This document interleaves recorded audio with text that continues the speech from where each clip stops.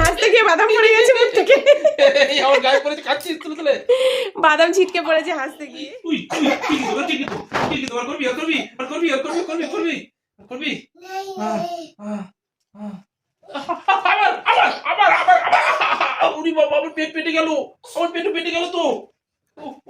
We we we এই বাবা লাগছে তো, চিঠি দেবো, চিঠি দেবো।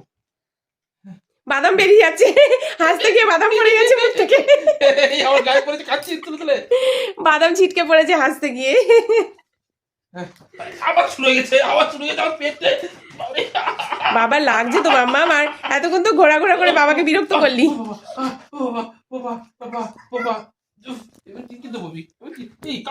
কামড়ায় না কামড়ায় না।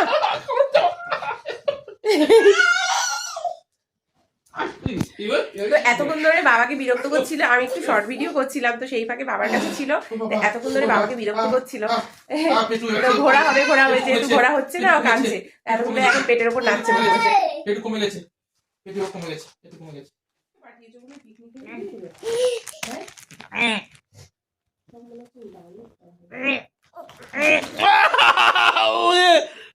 আমার কামড়ে দিল, লাগে না।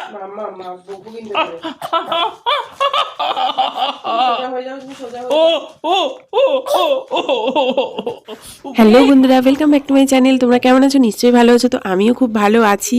তো তোমরা দেখতেই পেলে বাবাকে কেমনভাবে জ্বালাতন করছে। তো মেয়ে সন্ধেবেলা প্রতিদিনই বাবা যদি ঘোড়া হয় তাহলে ও খুশি হবে, ঘোড়া হলে ওর পিঠের ওপরে নাচবে। তো যেহেতু বাবা ঘোড়া হচ্ছে না, শুয়ে পড়েছে, সেই জন্য বাবাকে মারছে, কন্টিনিউ কামড়াচ্ছে, চিমটি কাটছে। তো এত দুষ্টুমি করছিল বলে, তো ওর দিদি যেহেতু নাচের ক্লাসে গেছে, ওই জন্য জেঠিমার সাথে পাঠিয়ে দিয়েছি। তো সেই সুযোগে আমরা করে নিলাম পিঠে। তো ওর বাবা নারকেল অটোমেটিক নিজে ছাড়িয়ে নারকেল কখন যে কুড়িয়ে নিয়েছে আমি জানিই না। আমি নিচে ছিলাম, আমি ওপরে এসে দেখি নারকেল কুড়িয়ে ফেলেছে অলরেডি। তো আমি বটি নিয়ে আসছিলাম নারকেল কোড়াবো, তো ওপরে এসে দেখি নারকেল কোড়ানো প্রায় কমপ্লিট।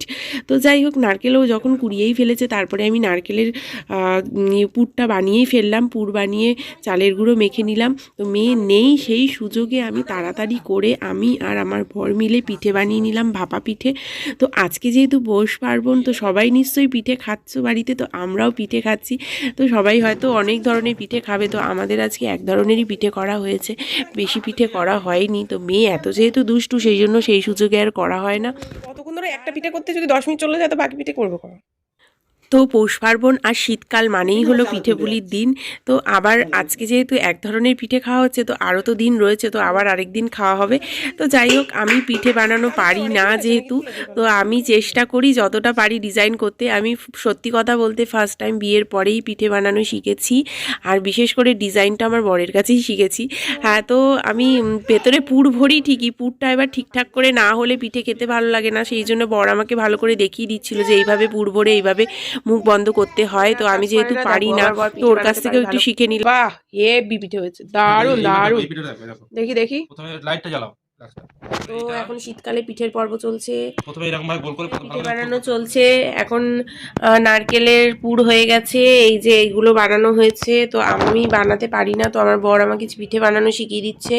দেখো তোমরা কি সুন্দর করে পিঠে বানাচ্ছে। কে বলেছে ছেলেরা কাজ জানে না? কত সুন্দর পিঠে হয়েছে, বাহ বাহ, চলবে হেভি। একটা পিঠের দোকান দেবো নাকি দাদা? ও দাদা, একটা পিঠের দোকান দেবো? বাকি আছে। যা, তোমরা কে কে খাবে চলে এসো। পিঠে কি সুন্দর পিঠে, অনেকগুলো পিঠে হয়ে গেছে। এই যে এটা আমি বানিয়েছি, দেখো দেখো দেখো। দেখি ডিজাইনটা, এই ডিজাইনটা ভালো হয়েছে, ভালো ডিজাইন। আস্তে আস্তে আমি শিখে গেছি করা। তো পিঠে বানানো কমপ্লিট হয়ে গেছে, এবার হচ্ছে ভাপানোর পালা। তো সব সাজিয়ে দিয়ে দেওয়া হয়েছে, একবারে হবে না, তাই দুটো বারে দিতে হবে। তো দেখো তোমরা ভিডিওটা।